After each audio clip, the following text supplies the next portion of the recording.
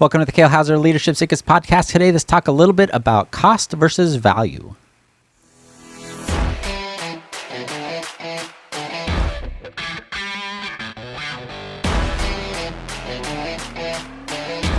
Hello, amazing people. My name is Kale Houser, and welcome to the Kale Houser Leadership Secrets podcast. Thank you for joining me today. My intent of this podcast is to provide as much value as I can to you in the form of my suggestions, my tips, my lessons, based on my own life and my experiences and the information I've gotten from my own mentors that I can impart to you, hopefully to make you a better leader, to provide those tips, tricks, and secrets that will make you somebody that people actually want to be around, they want to follow, and they want to get on board with your vision that you have for your organization.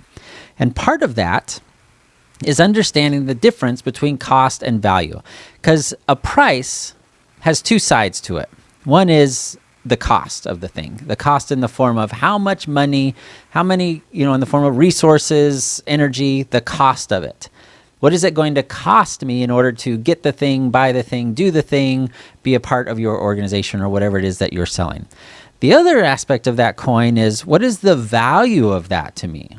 What value does it add to my life, bring to my life in the form of, does it make my life easier? Does it make what I'm trying to do by using your product or service or hiring you lessen the burden on myself? Does it raise my status? Does it lower my pain? Those are the things that create value. And they're not always one and the same, right? We can all agree that the value of a Lamborghini and its associated price tag is entirely different than the value of a, Geo Metro back in the day, like as an old school, like your little Ford Fiesta, just think about kind of your little kit car, your basic entry level car versus its price. One is hundreds of thousands of dollars and the other one is, maybe 15 or 18 or 20. They both are cars. They get you from point A to B, but the value of them to each of its individual target markets is vastly different in the form of, like I said, status, certainly, mainly status. Let's just be honest about that. Mainly status in the form of why you're buying a Lamborghini or a Ferrari or a Bentley or Rolls Royce has more to do with status because you've gone beyond the creature comforts, let's say, of buying something a little bit nicer than a Ford basic manual Festiva, whatever it is. You know what I'm talking about. But I want you to start thinking about this cost versus value concept. And especially if you're a business that has a product that maybe has different price levels to it. No different than take your average everyday car. It could be a Honda Accord. It could be a F-150, Ford F-150, a Ram 2500. They all have different trim packages to them, right? We understand this. We all have seen this or experienced it. You've got your entry level, and that probably has, manual roll-up windows, no power seats. It probably has power steering, but maybe not the 6-disc changer or Sirius XM included into it. All those other things. But then you go to the next level, the LX. Right? Instead of the SX, you get the LX Honda Accord. I don't remember if that's the specific one, but it's something along that nature, or the Civic. And now it adds, you get power windows or maybe heated mirrors or, some other little creature comfort that adds to the value of the vehicle in the form of what it will do for its consumer, the person driving it. Maybe you'll add the safety features, something of that nature. But then you get to the third tier, the DX or the whatever X level it is, but the top tier, yes, the price has gone up, but now you've got all these other features that have increased in the mind of the consumer even more value. Oh, I've got leather seats. Oh, those are fancy, right? Only rich people have leather seats. I've got seat heaters. Oh my gosh, I've got seat coolers. I've got remote start. I've got satellite tracking. I've got all these other things, tinted windows, whatever feature, but they become that their intent is to try to just raise that value again even more than what the price is, what the cost is to the consumer, in the hopes that they're getting more value in the consumer's eyes than what it actually costs them. And the cost may be more than the base model, the LX or whatever it is, the base model certainly is more.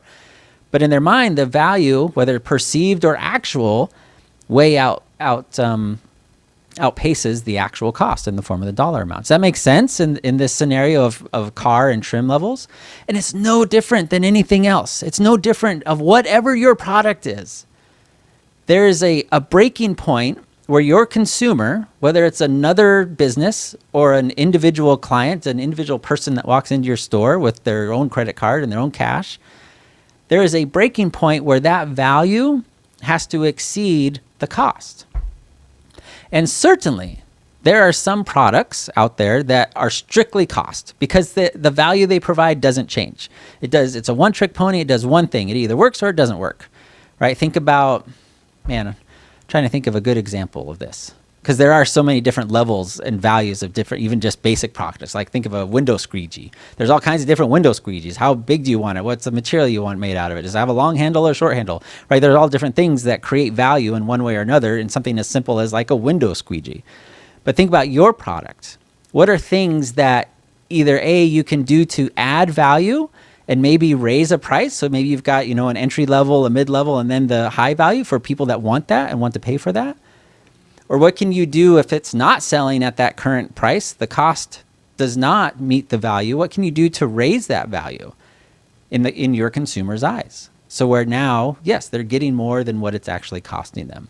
And it doesn't have to be just money, right? Certainly one way to do that is to lower your cost, lower the price of it. So now the value is by subsequent perceived increase just by lowered costs, right? That's what we do with sales and things of that nature. And we do that to create value in order to get people to come into our store and buy other things. But how can you understand this relationship between cost and value? And have you been experimenting? Have you been testing different things and figuring out, or even asking, hey, customer, maybe you did this big pitch presentation. We talked about it a little bit in my last podcast about the, valuation and mindset of $1 million being so much, but its value is not near what it was 10 years ago, 20 years ago, 40 years ago. Is absolutely not, right? In the form of what it will get you.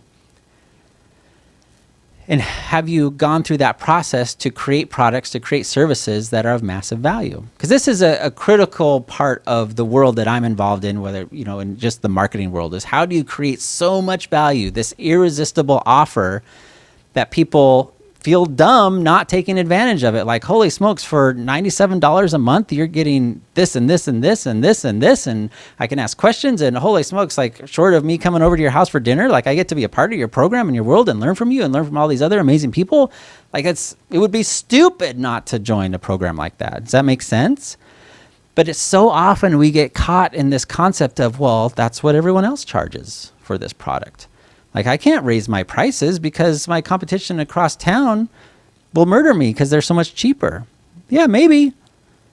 But maybe it's because you're not doing a good job of explaining and showing your customers, like, yeah, you can go across town to Tom Joe over there, who, charges you, say, $40 a month, or, whatever it is, whatever that price is, that low price. Yeah, my price is double that. But I'm going to show up. Like, when you call me to service your air conditioner, when you call me because you need something done or whatever your service is, I'll be there. Like, this is what you're getting in value. And that even though now your price may be higher, the cost of it, the value is so much greater than Tom Joe's over here that it's a no-brainer that they actually pay you more. Does that make sense? And I would highly, if you have not done this, if you've never gone through this thought process, if you've never gone through this discovery phase of figuring out where you can move your value up in relation to the cost of what it costs your consumer, again, whether that's businesses or direct to consumer, man, you are missing out. You're missing out on opportunities. And of course, the other side of that coin is you have to be able to show that value. You have to be able to prove it so people understand it. Because yes, if they're sitting there going, they call Tom Joe over here and Tom Joe says, yeah, that'll be $47. And then they call you and you say, well, that'd be $97. Well, that's kind of a no-brainer because you have to educate your customer. Like, yeah, hey, you call and say $97. And they're like, oh, wow. It's like, yeah, you probably called Tom Joe, right? If you can have this conversation with him. And they're like, yeah, he's only charging $47. It's like, yeah, nothing against Tom Joe. He's got a great service over there. But that's, he's selling you the base model, right? And you can describe whatever that, because right, similar industries or something of that nature. But say, when you come with us, for this $97, I realize it's more expensive, but you're getting actually X, Y, and Z. You're getting the leather seats. You're getting the remote start and the air conditioned seats and things. Who doesn't want that? And you may find certainly customers that are like, nope, that's it, price. Like I only ever go with the cheapest. We all know people like that. You may be that type of person. And I was trying to encourage you and help you understand that if you are that type of person, those are the type of people you're going to sell to. So this model will not work for you. No matter how much you raise your value in relation to your cost, if you are not the cheapest and you are the type of person that only ever buys the cheapest anything, you will never sell. Right? You understand that? You're creating your own barriers and objections. You'll never sell to people. You only sell to people that are like you and that have similar mindsets, because you're not creating those objections in their brains. Okay, I know that's kind of next level concept in psychology, but make sure you're the type of person that understands value and implements it in your life when you are going out and making purchases and being the consumer, whether it's from other industries or just in your own life, in your own household. That when you're the one calling Tom Joe versus Joe Tom over here, and one's 47 and one's 97, you're not just like, screw the 97 guy, that's just a ripoff. Like you actually understand, like, hey, they're different, same product, but different values, if that makes sense. So I really want to help you and work you through this concept of understanding the relationship between cost and value. They don't have to be equal. And in fact, they should not be equal. Your value should always be higher than the cost to your consumer. And your job as a businessman, as a business owner, as a businesswoman, as an entrepreneur, is to figure out how you make that work to where you're still making your profit, and so you can stay profitable and in business and grow your business. But at the same time, you're growing your clientele and your customer base because you are offering so much value to them in relation to what it's actually costing them. And remember, that's not always money. That could be time. People pay to shortcut, to take time off of that thing.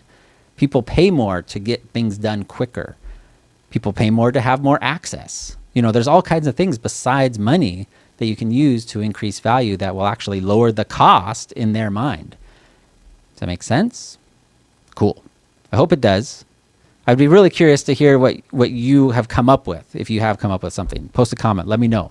If you have not, please visit kalehouserleadership.com. We got an amazing new PDF on there if you haven't had a chance to check it out. And if you are at all in a position, have hired, are going to hire, thinking about hiring employees in the future, whether that's a contract employee, a full-time W-2 employee, whatever it is, we've got these 10 interview questions that are on there for you that will absolutely be a game changer in how you run your interviews and how you go through that process of hiring new people and weeding out the really bad ones, if that makes sense. Wink, wink, you probably understand what I'm talking about, because there are some not ideal ones out there for you. All right, everybody, I hope you're having a fantastic day, night, evening, weekend, afternoon, no matter where it is you are listening to this, and no matter where you are at in the world, have a fantastic afternoon. Bye.